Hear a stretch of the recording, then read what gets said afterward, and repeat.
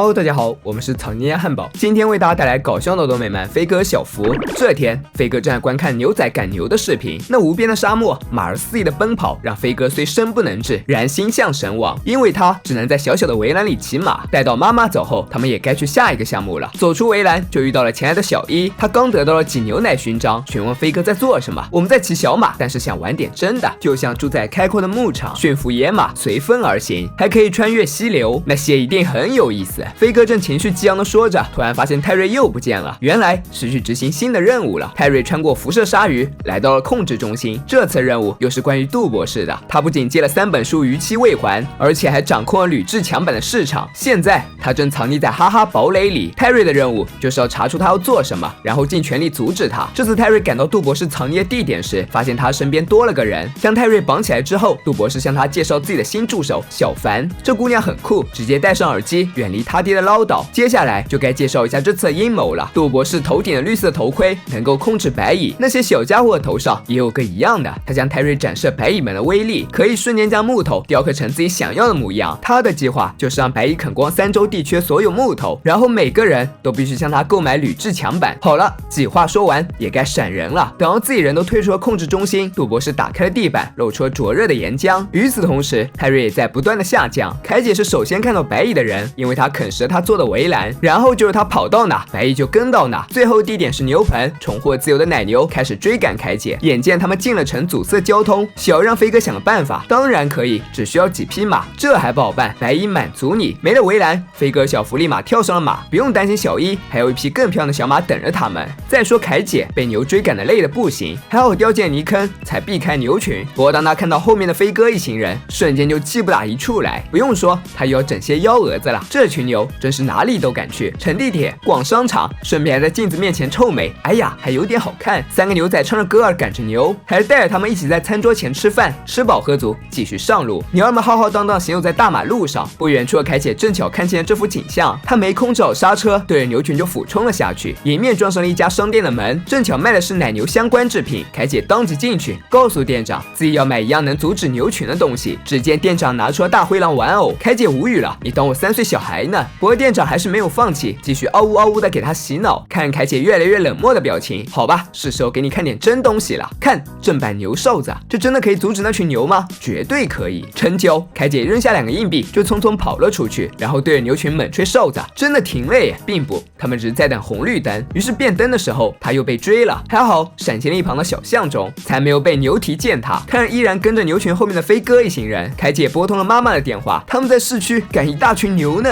我有点忙，我正在理发店弄头发。哦，太好了，他们正往那去。你往窗外看，有没有看到牛？当然，他们很可爱。说完，飞妈就挂断了电话。另一边还悬在空中的泰瑞，只差一点点就要跟岩浆来个亲密接触。看他这么惨，杜博士忍不住嘚瑟起来。谁知泰瑞用力的荡了一下，稳稳的落在了控制阀门上，顺便还用岩浆熔断了身上的绳子，正准备按下眼前的按钮。此时杜博士说话了：别碰那个按钮，不是，是另一个，对，那个。于是泰瑞毫不犹豫地按下了那个不让他碰的按钮，原来这是自动摧毁系统的开关。小凡对老爹智障有些无语，你把摧毁按钮安在死刑牢里，我要走了，这是我度过的最糟糕的办公室亲子日，请对你妈妈说很好玩。小凡没有理会这句话，并带走了最后一个逃生设备。不过杜博士不是很担心，因为他还有救生衣，但是这些都在泰瑞所处的地方。没有丝毫犹豫，泰瑞穿上救生衣，通过了逃生舱，那还能怎么办呢？跑呗！飞到空中，泰瑞听到杜博士的求救，算了，把他给救出来吧。于是，在爆炸前1秒，2人成功脱离险境，朝游乐场的方向飞去了。再说，正赶着牛群前进的飞哥一行人，一切都向着好的方向发展。不料，突然的汽笛声让他们受到了惊吓，于是飞哥将他们都赶到了另一条路。谁知下面竟然是悬崖，本来他们及时刹住了，只有一头牛不小心被撞了下去，但原本用来安抚他们的吉他弦断了，这下所有牛儿都分了似的往下跳。还好下面是管道漂流，牛儿们也好好享受了一把。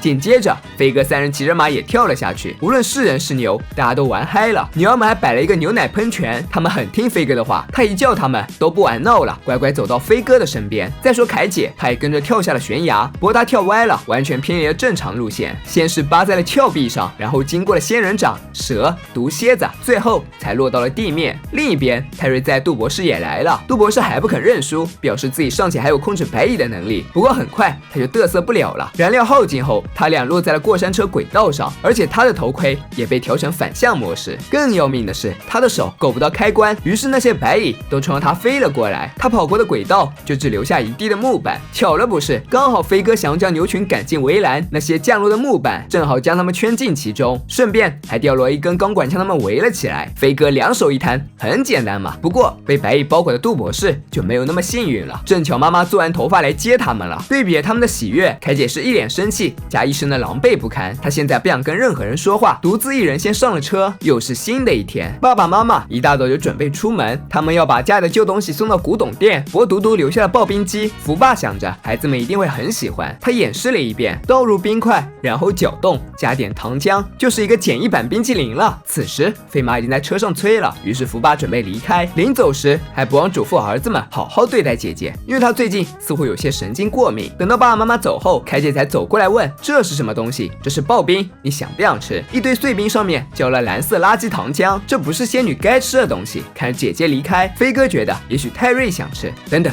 泰瑞呢？不用说，他又有新任务了。这次杜博士买了8万支辐射笔，除了疯子、恶魔和变态，谁还会这么做？得知这些消息已经足够了，泰瑞又准备开始行动了。刨冰机是个好东西。飞哥、小福在庭院造了一大堆雪，还用空调和风扇来降低温度。这时，小伊来到飞哥身边：“嘿，飞哥，你们在做什么？”“我们在做夏冬天。”小福解释道，“就有推翻逻辑的夏天和冬天的混合物。”小伊了然：“你们会需要人帮忙的。”说着就叫来了美女家族。再说在屋里煲电话粥的凯姐丝毫没有注意到外面的情景，直到光线越来越暗，伸手不见五指，好不容易打开窗户，竟然冲进来一堆雪。趴着窗户往外看，外面是高高的雪堆，上面还有不少滑雪的人。在这里可以满足你对冬天的一切要求，这就是夏冬天。凯姐马上掏出手机，准备给妈妈打电话，不料眼睛瞄见了窗外的小杰，原来他是要去滑雪，还邀请他一起去。凯姐暂时100万个愿意，无奈他有恐高症，真可惜，那待会儿见了。说完，小杰又带着滑雪装备走了，而且还和金发美女迪迪坐上缆车。凯姐知道这人是谁，瑞典交换生，不管怎么样不能让别人抢了自己的心上人。于是凯姐大跨步就上了缆车，她的旁边坐着小凡，年龄相仿，两人就聊了起来。我快要被我的弟弟告疯了，那你应该跟我爸爸待1个钟头看看。随着离地面越来越远，凯姐的恐高症发作，连忙系紧了自己的安全带，不料没多久就到达目的地了。可惜他没能成功追上小杰。再说另一边，杜博士已经准备好了陷阱，等待泰瑞自投罗网，想要他踏进自己布置的指定地点，杜博士就十分兴奋。不料回过头一看，泰瑞竟然在自己身后，怎么回事？不是让女佣锁好后门的吗？算了，反正陷阱不止一个。杜博士拉下了手边的开关，一桶速干巧克力立刻浇在了泰瑞身上。现在他变成夹心了，可以好好的说一下自己的邪恶计划了。原来是杜博士民意调查再创新低，但是大家都爱吃巧克力，如果能用巧克力来塑造他的形象，话不多说，展示。他购买的镭射笔全都用来制成了融化终结者，按下开关，一家巧克力店内的巧克力全部融化，而且融化的巧克力会顺着下水道流向杜博士的制作工厂，最后的成品就是杜博士模样的巧克力，是不是很棒？等等，你为什么没有反应？于是杜博士很有耐心，打算再讲一遍。再说凯姐出师不利，马上又振作精神，准备第2次的冲锋。只见他将2脚绑上了网球拍，打算就这样一步步走上山。不过没成想，越往上走反而越想下降，最后还被埋进了雪里。但他还是想到了办法，那就找人把他拖上山。杜博士终于又介绍完了自己的计划，不过泰瑞依旧是没什么反应。杜博士也没有精力再说一遍了，直接操控机器对准全世界最大的巧克力，只要他按下按钮，这块巧克力就会是他的了。5、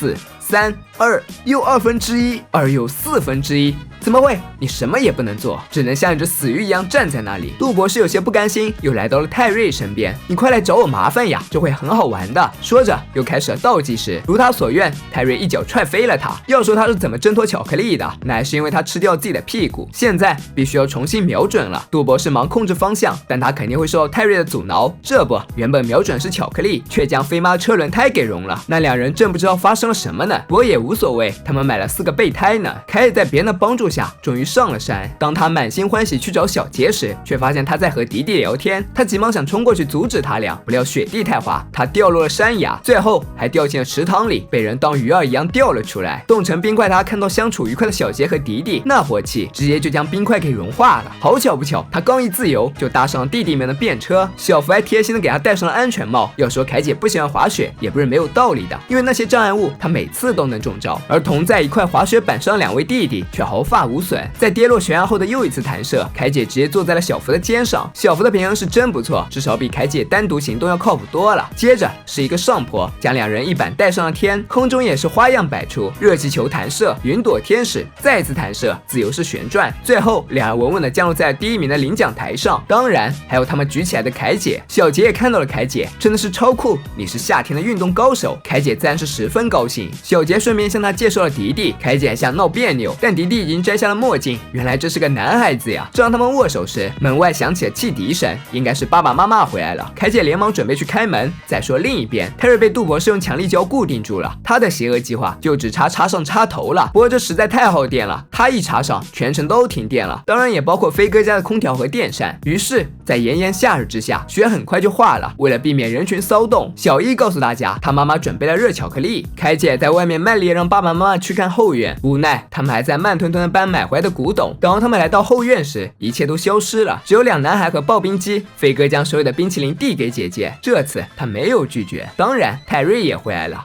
本期视频就到这里了，喜欢的小伙伴别忘点赞、评论、关注，咱们下期再见，拜拜。